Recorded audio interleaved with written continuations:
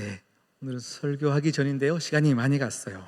제가 설교를 준비하면서 이렇게 묵상이 됐던 찬양이 있어서 함께 찬양을 나눌까 싶었는데 시간이 너무 많이 지났어요.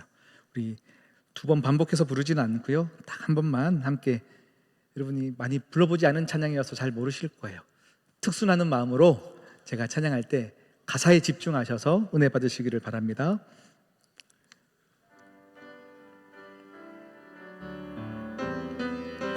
믿음이 없이는, 제목이 믿음이 없이는 찬양입니다.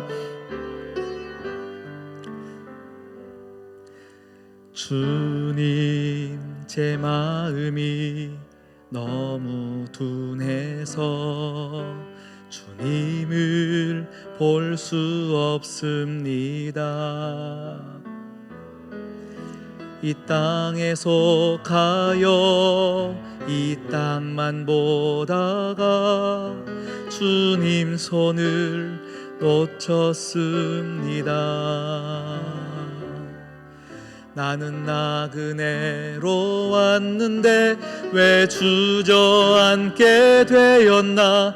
나는 정직인데 언제부터 내 삶은 주인이 되어 버렸나.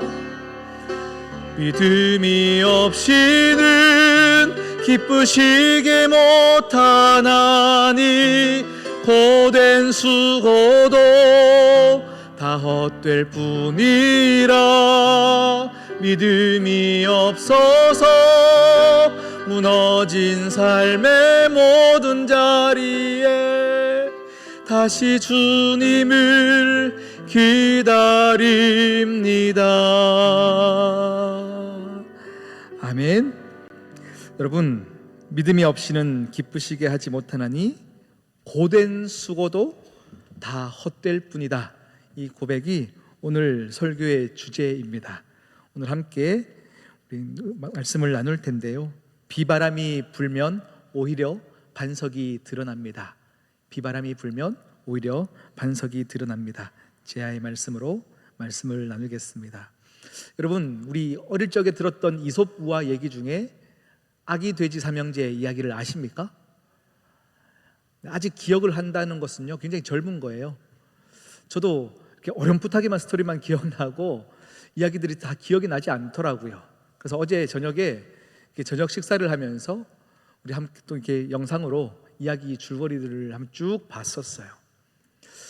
봤더니 내용은 이러합니다. 옛날 옛적에 아기 돼지가 삼형제가 살았다는 거죠. 엄마가 이제 너희들 다 나가서 독립해라 라고 했더니 이제 삼형제가 다 서로 집을 짓기 시작하는 거죠.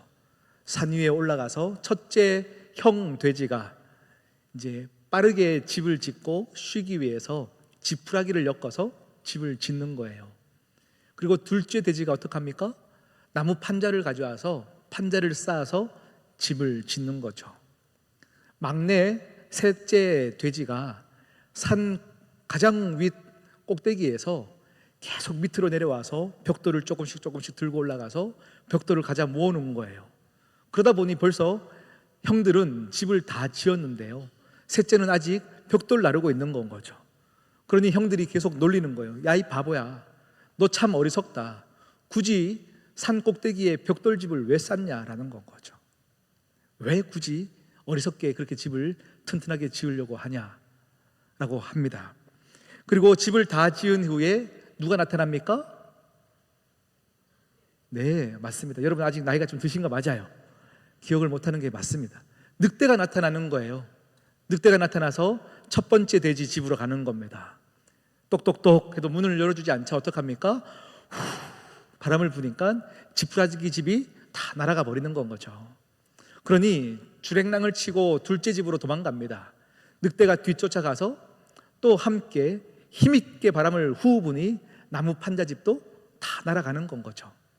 그래서 막내 이 셋째 집으로 다 모이게 되었습니다. 늑대는 또 자신만만하게 너희가 도망가봐야 소용없다 하는 마음으로 바람을 힘차게 불었는데 넘어가지 않았더라의 이야기입니다. 그리고 굴뚝으로 올라가서 이런 얘기가 있는데요, 시간이 다 지났기 때문에 여기서 정리를 하고요. 제가 어제 이야기들을 쭉 식사하면서 들으면서요, 우리 둘째 딸이 함께 열심히 스토리를 보고 있는 거예요. 그래서 이 이솝 우화 이야기의 요점이 뭐냐 그랬더니 성실히 살아야 합니다, 이렇게 얘기를 하더라고요. 맞아요. 성실히 살아야 됩니다. 열심히 살아야 됩니다. 그런데 오늘 성경에서 얘기하는 반석 위에 세운 집과 모래 위에 세운 집은 우리로 하여금 열심히 살기 위해서 독려하는 메시지가 아닙니다. 제가 참 존경하는 목사님이 계세요. 이 목사님이 말씀 나누던 중에 이런 얘기를 하셨습니다. 지금은 나이가 지극히 드시신 분인데 40대 후반쯤에 이렇게 가정 형편이 좋지 않아서 이렇게 보험을 들어야 되는데요, 보험을 들어야 되는지 말아야 되는지 고민했던 시간들이 있었다고 합니다. 그 보험은요, 65세 전에 죽게 되어지면 보험금을 타는 거고요, 65세 이후에 이제 목사님이 돌아가시면 보험금을 못 타는 그런 보험이었대요. 그래서 고민하다가 보험을 들지 않았다는 건 거죠. 왜 들지 않았습니까? 했더니 나는 내 건강에 자신이 있다는 거예요. 65세 이상은 살 수 있다는 확신이 있어서 보험에 들지 않았대요. 그러시면서 하시는 얘기가 뭐였냐면, 만약에 64세쯤 됐을 때 보험금 타고 싶은 마음에 죽어야겠다 생각이 들면 서글플 것 같다는 건 거죠. 그래서 보험에 들지 않았다는 건 거죠. 그런데 보험에 들지 않으면서 찾아오는 불안감이 있는 거예요. 혹시나 내가 이렇게 병에 걸리면 차라리 보험에 들 걸, 이런 생각들을 하고 있다는 이야기들을 쭉 나누었습니다. 이 목사님께서 보험에 들지 않았던 이 행동이 혹 시간이 지나서 건강이 안 좋아지시고 만약에 하나님의 부르심을 받고 났을 때에 우리 사랑하는 가족들에게 미래를 준비할 수 있는 귀한 선택이 될 수도 있는데, 또 만약에 건강하셔서 65세 이상을 사셨으면 참 불필요한 낭비일 수도 있는 것이죠. 사실은 이 기준은 최대의 변수가 뭐죠? 목사님의 죽음의 시기인 것이죠. 죽음의 시기에 따라 이게 지혜로운 걸 수도 있고 어리석은 걸 수도 있어요. 다시 아기 돼지 삼형제의 이야기로 넘어오겠습니다. 첫째가 막내를 향하여서 너 참 어리석다라고 얘기했어요. 산 꼭대기에 벽돌로 집을 이유가 뭐가 있냐라고 어리석다라고 얘기했습니다. 그런데 이 삼형제에게 변수가 찾아왔어요. 무슨 변수입니까? 늑대라는 변수입니다. 늑대가 찾아왔더니 어리석은 사람이 지혜로운 사람이 되는 거예요. 나는 지혜롭게 지푸라기로 집을 빠르게 짓고 쉬웠다 생각했는데 어리석어져 버린 건 거죠. 우리의 모든 세상의 이야기들은요, 오늘 이솝 우화의 결론처럼 성실하게 살아야 됩니다, 열심히 살아야 됩니다, 이런 이야기들로 가득 차 있습니다. 그런데요 여러분, 우리 대한민국이 훨씬 더 심한 것 같아요. 열심히 살아야 된다를 계속 격려하고 독려하고 있습니다. 제가 설교를 준비하면서요, 인터넷으로 이제 서점에 이렇게 들어가 봤습니다. 들어가서 각 연령대에 맞는 베스트셀러 책들을 쭉 봤는데요, 10대가 제일 많이 찾는 책이 제목은 이랬습니다. 꿈을 위해 공부에 미쳐라. 여러분, 싫은 말이죠. 꿈을 위해 공부에 미쳐라. 그런데 20대가 되면 그 다음 책을 가장 많이 보는 20대 책은 뭐냐면 그냥 공부에 미쳐라. 그냥 공부에 미쳐라. 30대가 보는 책 베스트셀러는 다시 공부에 미쳐라. 여러분, 제가 지금 하는 말은요, 한 작가가 똑같은 시리즈로 책을 쓴 게 아니에요. 각자 다른 작가들이 쓴 책인데요, 사람들이 가장 많이 찾는 책의 제목이 이렇습니다. 다시 공부에 미쳐라. 40대가 가장 많이 보는 책은 공부 다시 시작하라. 50대가 보는 책은요, 공부하다 죽어라. 여러분, 난리입니다. 죽을 때까지 공부하라는 얘기입니다. 열심히 살라의 이야기이죠. 다들 참 열심히 삽니다. 치열하게 사는 것 같습니다. 그런데 오늘 성경 마태복음 7장에서 얘기했던 반석 위에 세운 집과 모래 위에 세운 집, 모래 위에 세운 집은 게으르기 때문에 어리석다라고 얘기하는 것이 아닙니다. 이 어리석음을 얘기할 때 무식해서 어리석다라고 얘기하는 것도 아닙니다. 노력이 없기 때문에 어리석다라고 얘기하는 것도 아닙니다. 게으르기 때문에 어리석다라고 얘기하는 것도 아닙니다. 성경은 이들을 향해 뭐라고 얘기하냐면 기초에 문제가 있다라는 것을 이야기하는 거예요. 기초에 문제가 있다. 성경은 그냥 너희들이 열심히 신앙생활해라, 교회를 위해서, 하나님을 위해서 열심히 살아라를 이야기하는 것처럼 우리에게 계속 강요되고 있습니다. 그러니 우리가 열심히 섬기면 하늘의 어떠한 신이 감동 먹어서 지성이면 감천이다라는 말이 있듯이 우리의 열심을 보고 감동하신 어떤 신이 와서 우리의 소원을 들어주는 것처럼, 모든 종교가 얘기하는 것처럼 기독교를 그렇게 낮게 저급 종교처럼 만들어 버렸습니다. 우리는요, 우리의 열심으로 하나님을 감동시키는 종교가 아닙니다. 할렐루야. 하나님께서 우리에게 찾아오신 은혜로 그 은혜에 감격하여 우리가 오늘 이 자리에 온 것이지, 우리가 하나님께 무엇인가 계속 바쳐야 되고 열심으로 섬겨서 우리 기도의 응답을 바라는 것들이 아닙니다. 만약에 하나님께서 우리에게 어떤 열심을 강조하는 것이었다면요, 반석 위에 세운 집과 모래 위에 세운 집을 비교할 때 어떤 기초를 비교하는 것이 아니고 집의 크기를 비교했었어야 했습니다. 야, 너 참 열심히 섬겨서 20층 집을 지었구나, 너 칭찬한다. 너는 게으르게 하더니 지푸라기 집을 지었구나, 너 혼 좀 나야겠다. 이렇게 집의 크기와 높이를 가지고 우리를 비교하셨어야 했습니다. 그런데 오늘 말씀은요, 기초가 어디 위에 서 있느냐에 대한 말씀입니다. 다시 말하면 오늘 말씀에요, 반석과 모래의 그 기준은 우리가 쉽게 생각해서 교회 다니는 사람과 교회 다니지 않는 사람을 이야기하는 것도 아니에요. 오늘 주님 앞에 다 말씀을 들으러 온 사람들이에요. 산상수훈의 마지막 결론으로 오늘 말씀을 주실 때에 모두가 믿는다라는 확신 가운데 주님 앞에 왔습니다. 그때에 너희들 다 열심히 사는구나, 다 정말로 산에 올라와 예수님 발치 앞에 앉아서 말씀을 사모하여 왔구나. 그런데 너희의 열심이 모래 위에 있을 수도 있다, 너희의 열심이 헛된 수고일 수도 있다를 주님께서 말씀하시며 오늘 말씀을 주시는 것입니다. 우리가 379장 찬송가에 봐도요, 주의 말씀 듣고서 준행하는 자는 반석 위에 덫 닦고 집을 지음 같아. 3절은 어떻습니까? 주의 말씀 듣고서 행치 않는 자는 모래 위에 덫 닦고 집을 지음 같아. 자꾸 우리가요, 반석과 모래의 기준을 행했냐 행하지 않았냐, 행함에 강조하는 순간부터 우리는 자꾸 뭔가 해야 되는 것에 집중하는 인생이 되어져 버렸습니다. 그런데 오늘 말씀은요, 행함에 강조하는 이야기가 아닙니다. 주의 말씀 듣고도 행치 아니하는 자, 너는 왜 행치 아니하냐라는 이 부정문에는요, 행하다에 대한 부정이 아닙니다. 이것은요, 기초가 없는 행함을 부정하는 메시지입니다. 기초가 없는데 너는 왜 그리 열심히 사느냐. 정말로 여러분, 제가 목회를 하면서 제가 뼈저리게 느끼는 것이 그것입니다. 목회를 1년, 2년 하다 보면요, 경험이 쌓여요. 경륜이 쌓이다 보면요, 아, 설교에서 언제 내가 이렇게 메시지에 힘을 주고 얘기하면 성도들이 은혜를 받는지, 기도회를 할 때 내가 언제 찬양을 크게 하는 것이 기도회를 크게 이끌어 나갈 수 있는지, 이 경험이 쌓이는 순간에 여러분, 제가 하나님 없이도 이러다가 목회할 수 있겠다 싶어요. 신앙이 마찬가지입니다.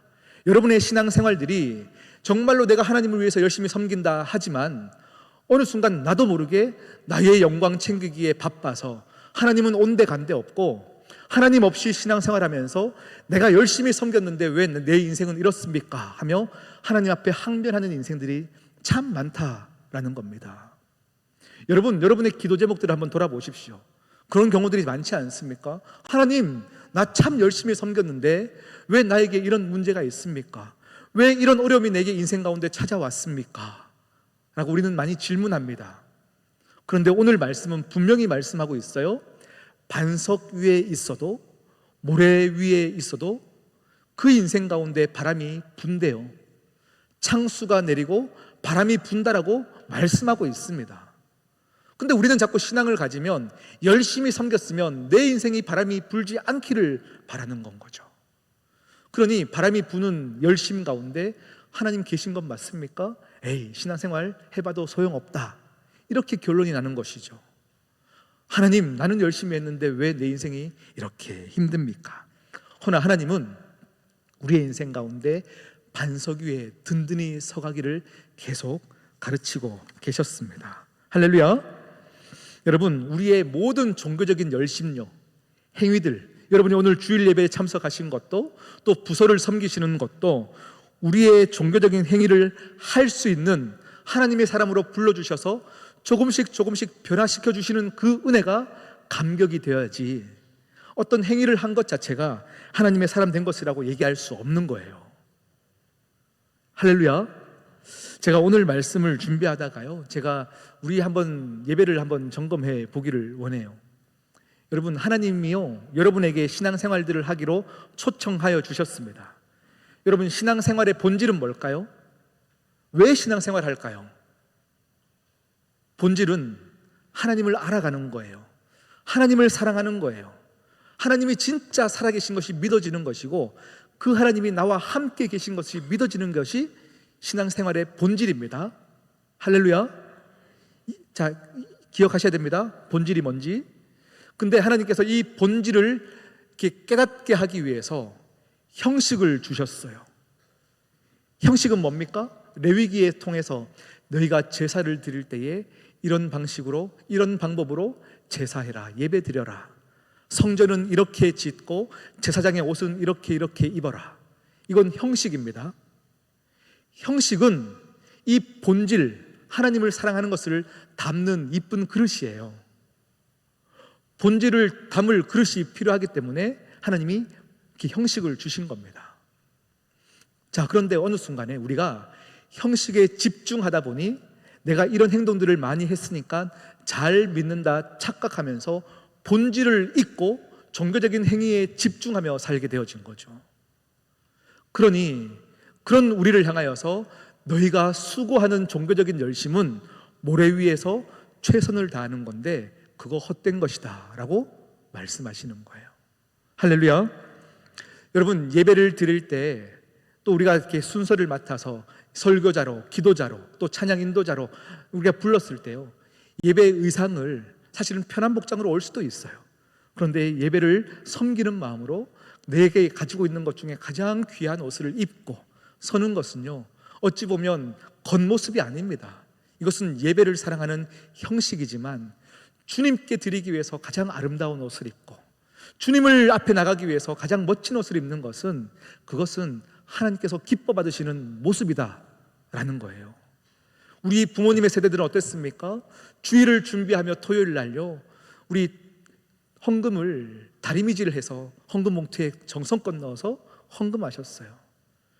하나님이 우리의 중심을 보시는데 꼭 굳이 옷을 갖춰 입어야 됩니까? 헌금을 다리미질 해야 됩니까? 하나님 입장에서는 아무 상관이 없어요. 그런데 예배를 준비하는 우리의 마음가짐을 우리 스스로가 지키기 위해서, 할렐루야, 우리가 형식이 중요한 것을 이번 코로나를 통해서 알지 않았습니까? 중심만 있으면 되는 줄 알았는데 집에서 영상으로 중심만 가지고 예배를 드리면 정말로 예배자의 모습으로 예배 드릴 수 있을 줄 알았는데 쉽지 않더라. 한두 주 지나버리니까 정말로 누워서 예배 드리고 예배를 빠지게 되고 형식 없이 속절없이 무너지는 우리의 모습을 하나님이 너무 잘 아시기 때문에 하나님은 형식을 만들어 주신 거예요. 우리 시온성교회는 이 본질과 형식을 함께 균형 갖춘 교회가 되기를 축복합니다. 할렐루야. 네, 어느 것 하나가 중요하지 않고 중요한 것이 아니에요. 하나만 강조해서는 안 됩니다. 안 됩니다.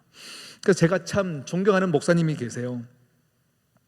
그런데 최근에 유튜브 영상에 이 목사님이 영상 설교 영상의 제목이 이러합니다.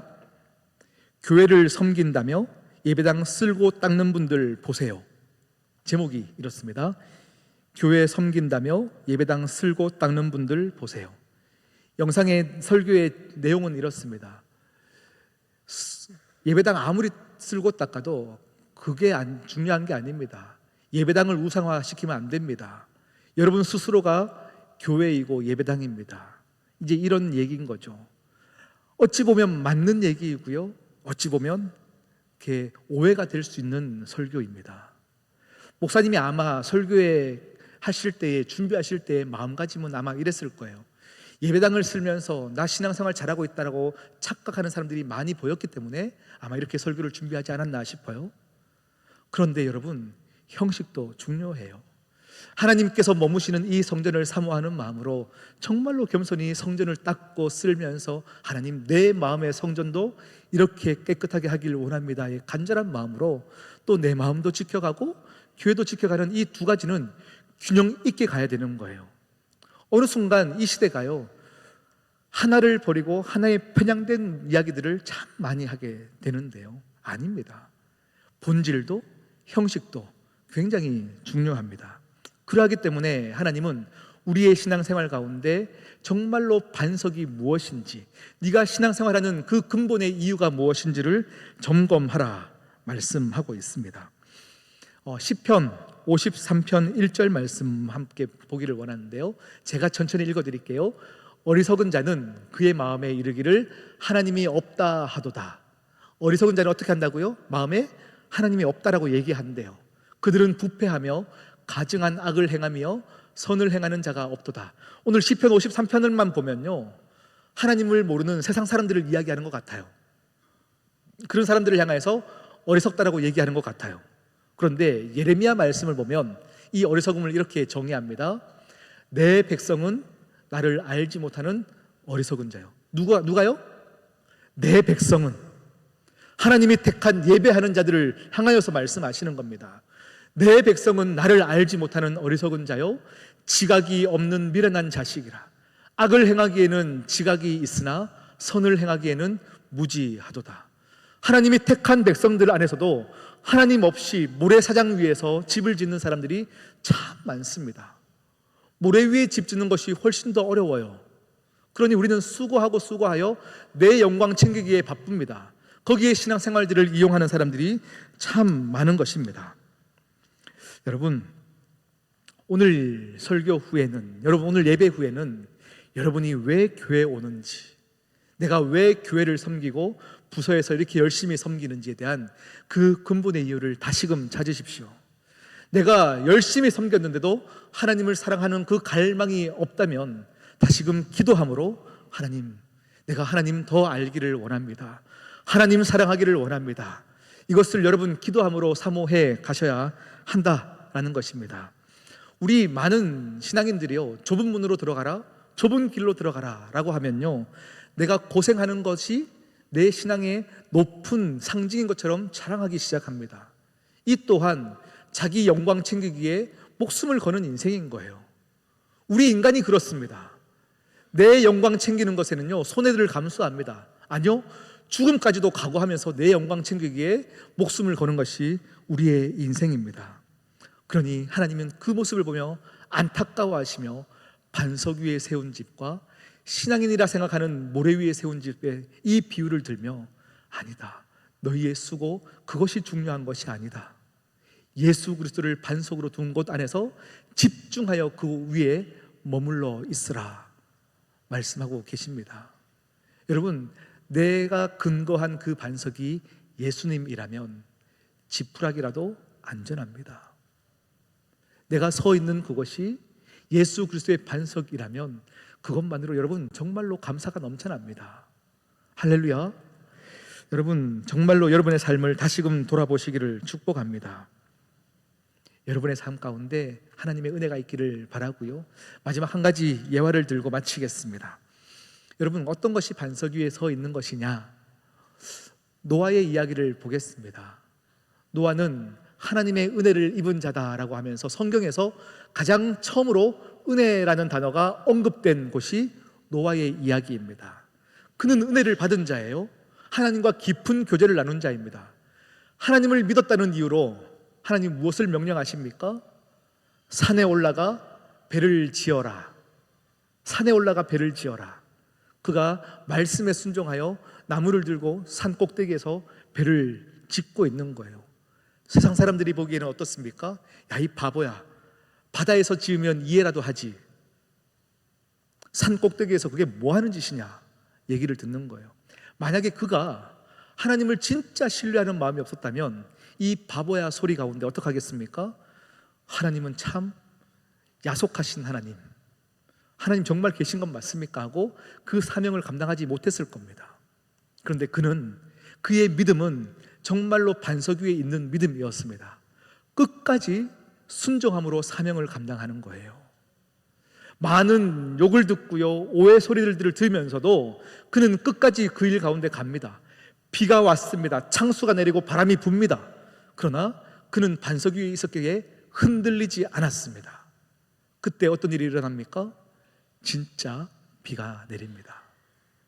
진짜 비가 내렸더니 예수 그리스도의 그 사명, 그 말씀이 드러나기 시작하는 거죠. 그 말씀이 나를 살리는 겁니다. 여러분, 우리의 인생 가운데 믿기 때문에 바보 소리 듣는 것 괜찮습니다. 내 인생이 남들보다 조금 느리게 간다 할지라도, 남들은 집을 빨리 짓고 편안하게 산다 할지라도, 내가 반석 위에 있다면, 집을 천천히 지어도 반석 위에 있다면 그것으로 여러분 은혜를 고백하십시오. 그러면 여러분의 그 신앙의 열심은 하나님께서 은혜로 덮어주셔서 바람이 불 때 더욱더 예수 그리스도를 향기를 바라는 귀한 모습으로 살아가게 될 것입니다. 우리 함께 기도하시겠습니다. 하나님 아버지, 참 감사합니다. 우리의 삶 가운데 내 열심과 내 헌신을 자랑하는 인생들이 되지 않게 하여 주시옵시고, 내 반석, 내 예수 그리스도의 이름 앞에서 겸손하게 나아가는 우리 모두가 되게 인도하여 주시옵소서. 이 모든 말씀 예수님의 이름으로 기도드립니다. 아멘.